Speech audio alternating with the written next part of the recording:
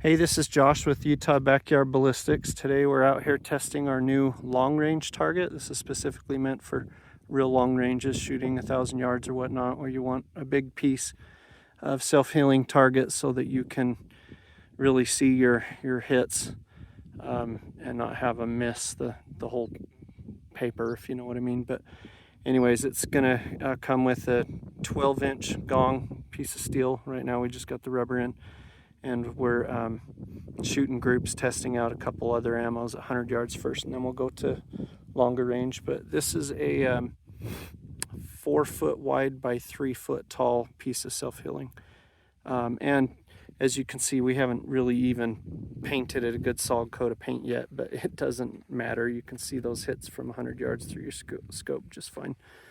Anyways, there we go. We'll get back to you shortly and we'll do some longer range stuff. My son has the exact same rifle as I do, which is a 6.5 Creedmoor American Ruger. He swears by this ammo, says he gets really good groups. Try some other ammo and see how it compares, but this is American Whitetail by Hornady. Yeah, 129 grain. So that was the first group we shot, which was pretty much exactly right at 1 MOA. And I feel like we should be able to do better. Granted, our setup here with this chair and things isn't the most stable. Anyways, is what it is, so I don't want to lay in the dirt. Well, now we'll try the next box of Winchester ammunition. Okay, this next box we're trying is Winchester Deer Season XP. It's 125 grain, so fairly close. It has more of a sharp point tip, comparatively speaking, to the Hornady, which is a soft point, kind of flat tip. And if you know anything about American Ruger, they have feeding trouble sometimes out of the magazines.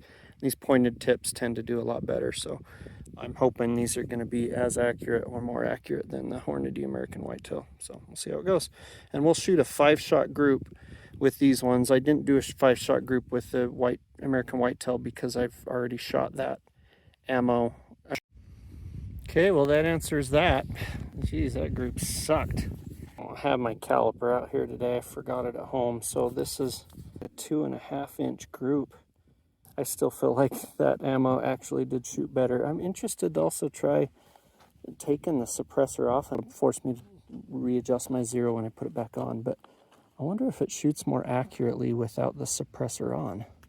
Be interesting to test that, but because my son's gun shoots like 1/2 inch or half MOA at 100 yards, and so these are kind of terrible. And I've now put maybe 100 rounds through this gun, cleaned it and so on, and I'm just not real satisfied with those. So we'll keep going though. I'm going to shoot maybe a couple without the suppressor, see how that does, but then we'll move to 200 yards, adjust my zero, so we can then go out and shoot a little further and just have some fun. So try out this target. So we have let the barrel cool, taken the suppressor off. We're going to try just a group of 3 of the Winchesters again without the suppressor, and just to see what it does, see if there's anything noticeably different.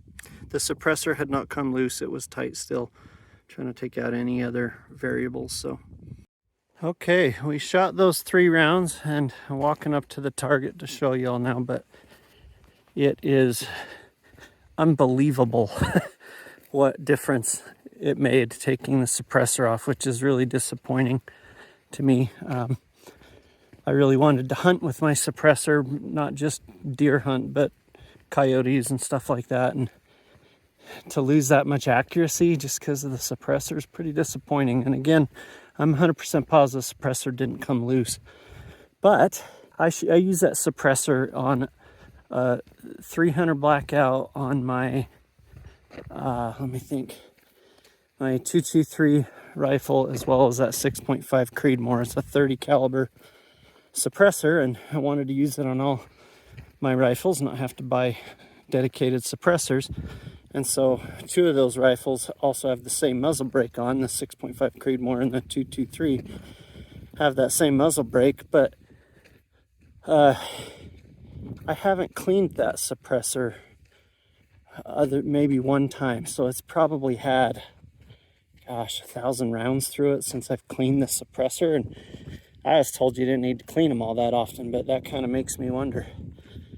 So you can see where I painted over the other bullets there, and you can see the 3-shot group, which those ones probably would have been narrowed up too if I had taken that off. So, by the way, on my misses, windage I'm a little less worried about, because the wiggle in that shooting chair is mostly left to right windage. 0.6 MOA probably to that one. That is shockingly different. So I guess that's a lesson for me, is that suppressor is either needing to be cleaned to improve accuracy, or just maybe not a good idea for long range or hunting. So it's disappointing, but all right, well, we're gonna go ahead and try 200 yards. We'll probably just leave the suppressor off now, and we'll go out to distance. So here we go. We're back out here at 200 yards. Again, show you the setup. Zoom out here. This is a gun chair that I bought at the gun show, and I really like the gun chair, but the one fault of it, again, is you can see how much wiggle there is side to side in that. This rubber just doesn't hold it horizontally very stable. Everything else is fantastic, so I'm really going to see if there's a better way to stabilize that with a brace or something, and see what we can do. But anyways, here we go, 200 yards.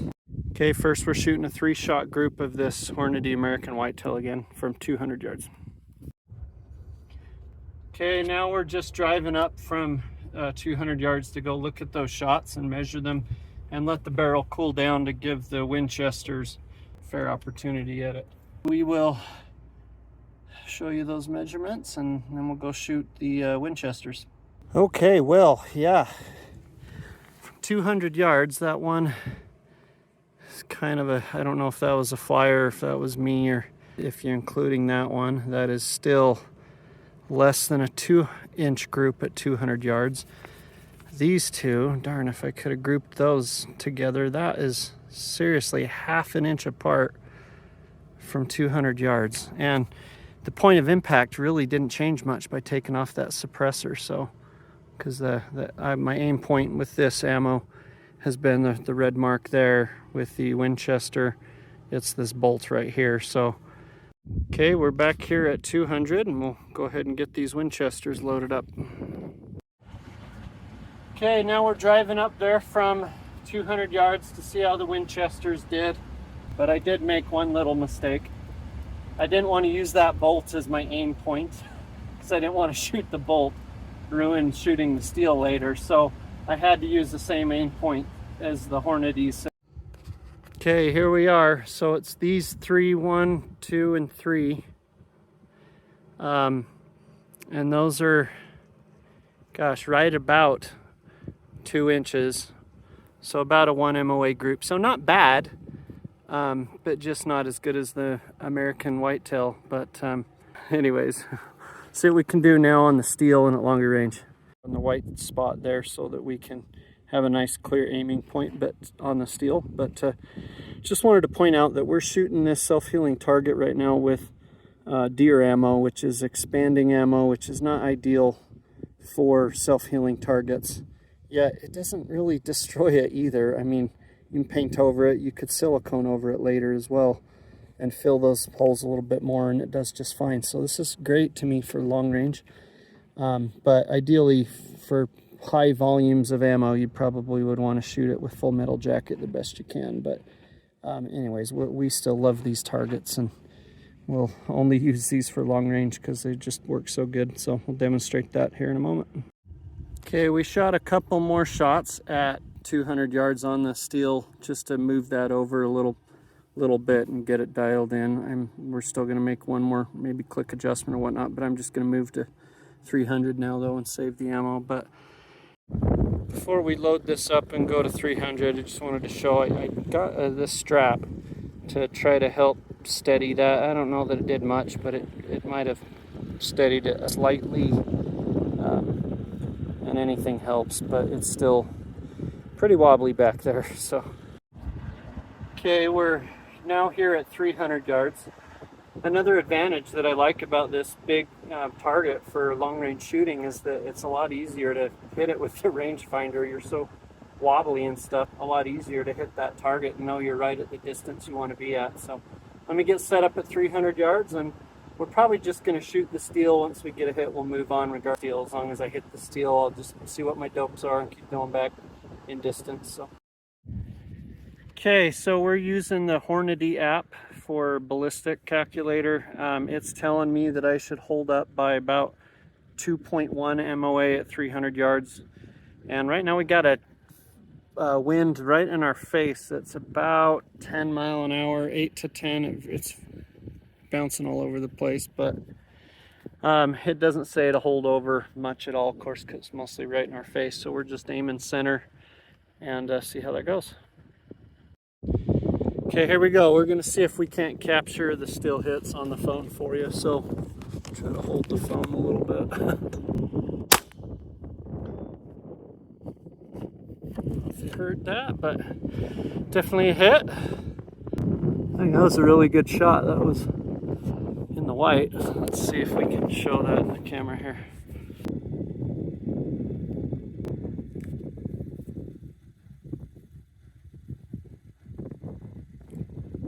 If you can see that there, but it's a pretty good shot right on the center of the steel. So we'll go ahead and move on. All right, I'd like to also demonstrate what it looks like through the scope, and show you what it looks like to shoot the self-healing target at 300 yards, and whether or not you can see the mark through my scope, which has got a max zoom of 24. So here we go. All right, I can see it very easily, but let me get it dialed into where you'll be able to see it here.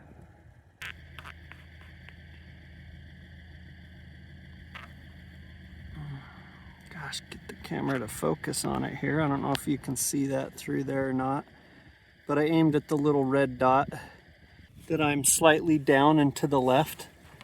I mean, these self-healing targets are awesome. You can see the shots from so far away. They just stand out. It's like a splatter target. So anyways, I don't know if you can see that on the phone, but we'll go up and show you. Okay, at 300 yards, there's my shot on the steel, just slightly left to the bullseye, and also slightly left from the little red dot there. That's the mark you could see through the scope on the self-healing target.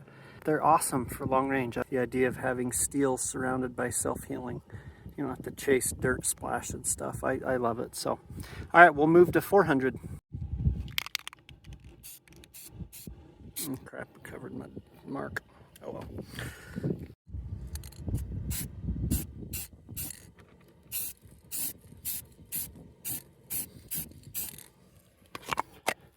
Okay, now we're out here at 400 yards. Target is way up there. Let's see if I can zoom in a little. Clear up there. Okay, here we go. We're going to see if we can't capture the still hits on the phone for you. So,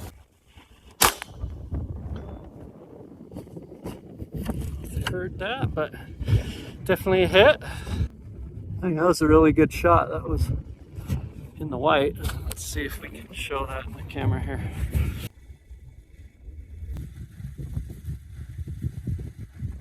Okay, there's the shot. You probably couldn't see that through the scope, but that's from 400. That's an inch off the bullseye. It's not bad. I'm impressed.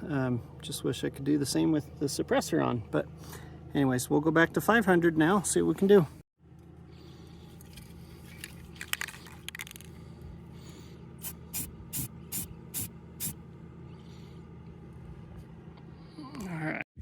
Okay, we're now at 500 yards. Still got a wind kind of right in our face. About 5 mile an hour winds. The ballistic calculator says to go up about 7.75 MOA and left 1 MOA. So we'll give this a shot and see if we can get on steel again.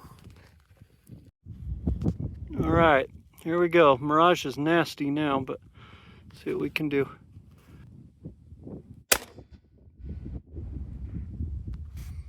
It's a miss. Let's see if I can find where I missed. Oh gosh, that mirage is so bad. I don't know if I'll see it in the self-healing target because of the mirage.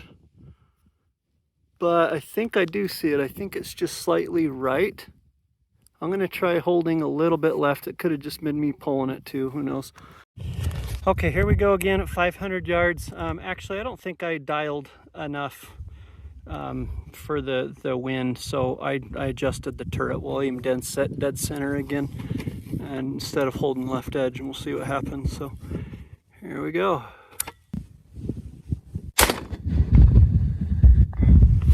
Yep, there's a hit. All right, well, we'll move on to 600 yards. We'll drive up there and show where the miss was as well. So be right back. Okay, so there's my hit on the steel, and there's my miss that I could see through the scope off to the right. It was pretty hard to see at 500 yards, but you could see it, and it helped me to know that I didn't dial my turret left enough. But looks like both of those are low too. The elevation seems to be slightly off, and I felt like the ballistic calculator said to go 7.69 and I went 7.75. So we'll see what it does at longer ranges, and we'll see what we can do at 600 yards, and then we're probably just going to go far after that. We'll either go 800, or if I can get out to 1,000, we'll try that. So okay, we're painted up, ready to go. I put a sticker over the white and painted that this time, and see if we can see that sticker a little better at long distances too. Okay, we're out here at 600 yards. The ballistic calculator's calling for 10.9 come up in elevation. I'm gonna go ahead and just do 11 based off the results of the last one, so 11 MOA. And then windage, the wind's kind of right into our face right now, really, so it's basically calling for none.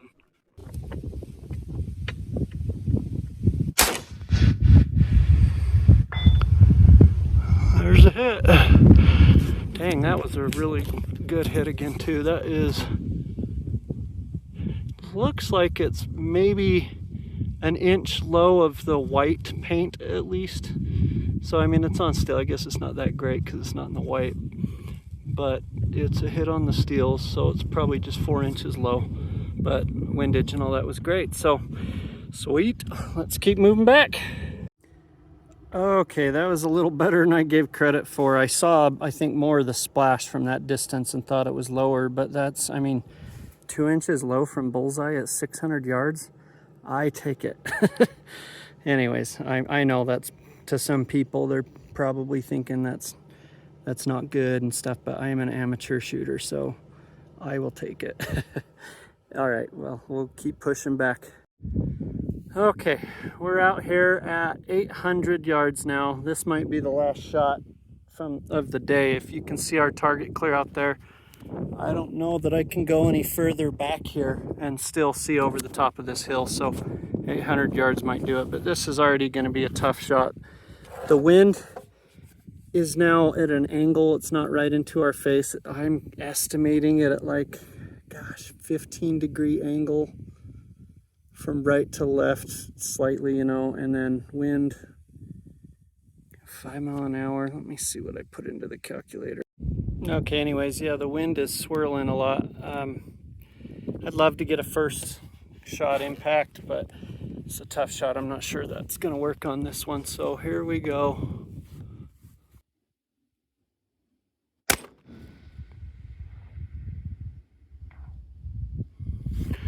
That was a miss. You know, actually, I think I'm gonna take one more shot first before I drive up there, because I'm not using my left hand to steady the gun or hold the butt of the gun to my shoulder or anything, because I'm trying to hold the phone. I'm gonna take another shot and just see if it was just me being too unstable. So I'm gonna set the phone down. We'll see if we can hear impact.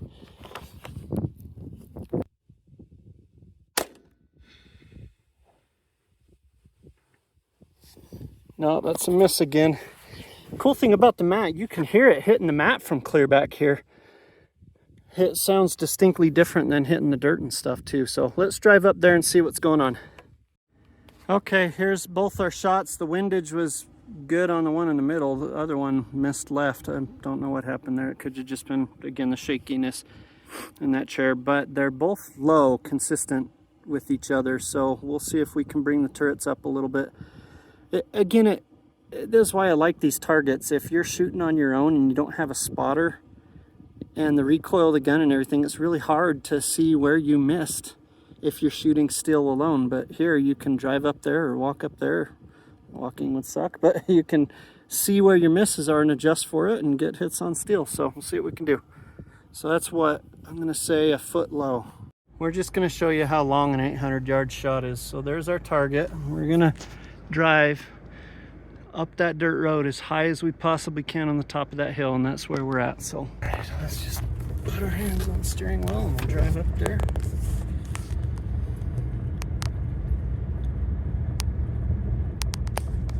Here's 100 yards. See other guys' gun shell casings and know about where they're at. So I think here's 200 yards. I won't know based off of the casings on the rest of these because I'm keeping my gun shells, but probably around 300.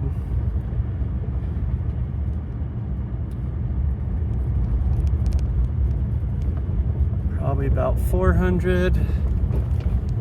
And I know where 500 is because we shoot there all the time.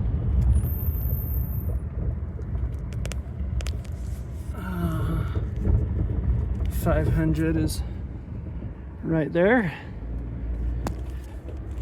You can see, at least with the naked eye, my shooting chair at the top of the hill still.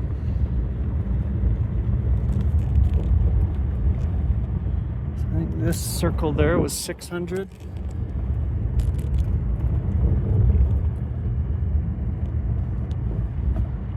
This is probably about 700.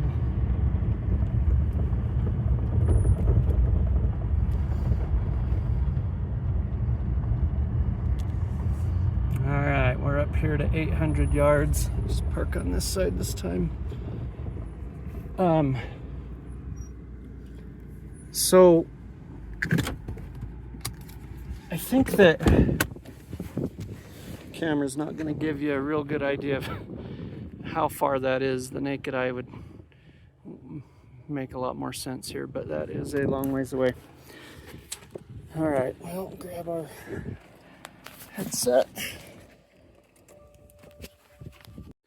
Okay, so what we've done now is I'm looking through my scope and I can see on the reticle markings, and based off of those markings, that's telling me how many MOA. I can use it as a range finder to determine how many more MOA I need to go up. And looking through it, if I aim my reticle right at the bullseye, my first hash mark is 1 MOA, and I'm probably 1.75 MOA too low. So we're gonna go up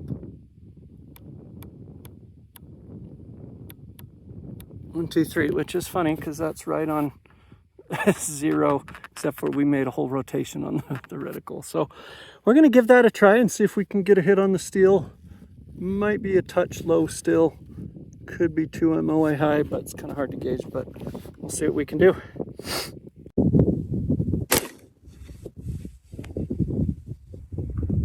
Okay, we also got a new wind reading. It's about 8 miles an hour, and now it's from about a 50-degree angle. It's coming from about that direction. So we've estimated that. We're going to go with about 2.75 MOA for windage. So here we go. See if we can get a hit.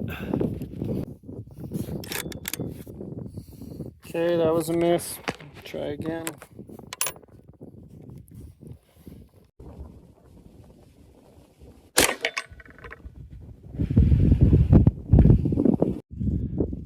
Okay, we're going to try again. I have a feeling that was windage related because the wind is just not consistently blowing the same speed, but we'll see what we can do this time. Just take a couple more shots.